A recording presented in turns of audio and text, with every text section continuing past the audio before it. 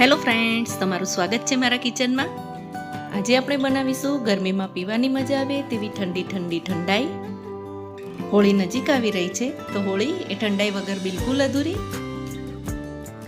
જો તમે પણ ઉનાળાની ગરમીમાં કંઈક ઠંડુ ઠંડુ બનાવી ખાવા અને પીવાના શોખીન હોવ તો એકવાર આ રેસીપીને જરૂરથી ટ્રાય કરજો। ઘરમાં બધાને બહુ જ ભાવશે। અને ઠંડાઈ બનાવવાની મારી આ રેસીપી સારી લાગે તો લાઈક, કમેન્ટ અને શેર કરવાનું ન ભૂલતા।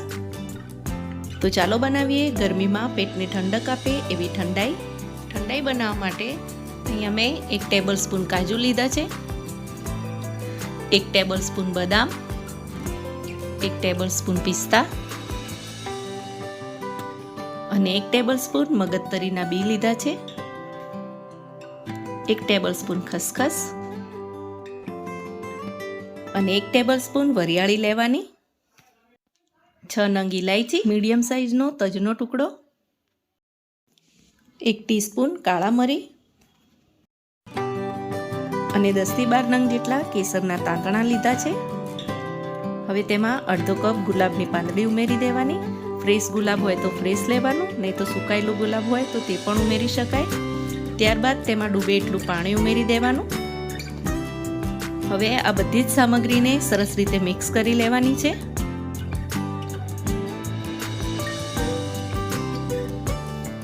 અહીંયા બધી જ સામગ્રી મેં સરસ રીતે મિક્સ કરી દીધી છે। તો 3 થી 4 કલાક માટે તેને પલળવા માટે મૂકી દેવાનું છે।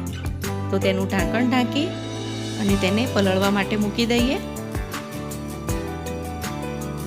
4 કલાક થઈ ગયા છે તો હવે તેને ચેક કરી લઈએ। અહીંયા તમે જોઈ શકો છો કે બધી જ સામગ્રી સરસ રીતે પલળી ગઈ છે। અહીંયા જો તમારે ઓવરનાઇટ માટે રેસ્ટ આપવા માટે મૂકવું હોય તો તે રીતે પણ મૂકી શકાય।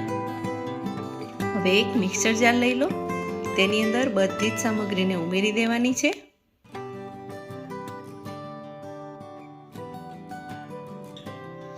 હવે તેમાં અડધો કપ જેટલી મિશ્રી એટલે કે ખડી સાકર ઉમેરવાની છે। સાકરનું પ્રમાણ સ્વાદ અનુસાર વધારે કે ઓછું કરી શકાય। હવે તેને મિક્સર જારની અંદર પીસી અને તેની ફાઇન પેસ્ટ રેડી કરી દેવાની છે। આ રીતે મિક્સર જારની અંદર સરસ રીતે એક રસ થઈ જાય તે રીતે તેને પીસી લેવાની। ઠંડાઈની પેસ્ટ રેડી થઈ ગઈ છે તો તેને સર્વિંગ કરવા માટે અહીંયા મેં કુલ્લડ લઈ લીધું છે। તેમાં 1 બરફનો ટુકડો ઉમેરી દેવાનો। હવે તેમાં તૈયાર કરેલી પેસ્ટ 2 ચમચી જેટલી ઉમેરી દેવાની। ત્યારબાદ તેમાં સરસ ઠંડુ હોય તેવું દૂધ ઉમેરવાનું। હવે દૂધ અને પેસ્ટને સરસ રીતે મિક્સ કરી લેવાનું છે। સારી રીતે મિક્સ થઈ જાય એટલે તેની ઉપર પિસ્તા, કેસર અને 1 ગુલાબની પાંદડીથી ગાર્નિશ કરી લેવાનું। તો તૈયાર છે અહીંયા ઉનાળાની ગરમીમાં પીવાની મજા આવે તેવી ઠંડાઈ। ઠંડાઈ બનાવવાની આ રેસીપીને તમે પણ ઘરે એકવાર જરૂરથી ટ્રાય કરજો અને રેસીપી સારી લાગે તો લાઈક, કમેન્ટ અને શેર કરવાનું ન ભૂલતા। અને આવી જ અવનવી રેસીપી જોવા માટે તમે મારી ચેનલને સબસ્ક્રાઈબ કરજો અને બાજુના બેલ આઇકનને પ્રેસ કરજો, જેથી તમને મારા આવનારા તમામ નવા વિડીયોઝની નોટિફિકેશન સૌથી પહેલાં મળતી રહેશે।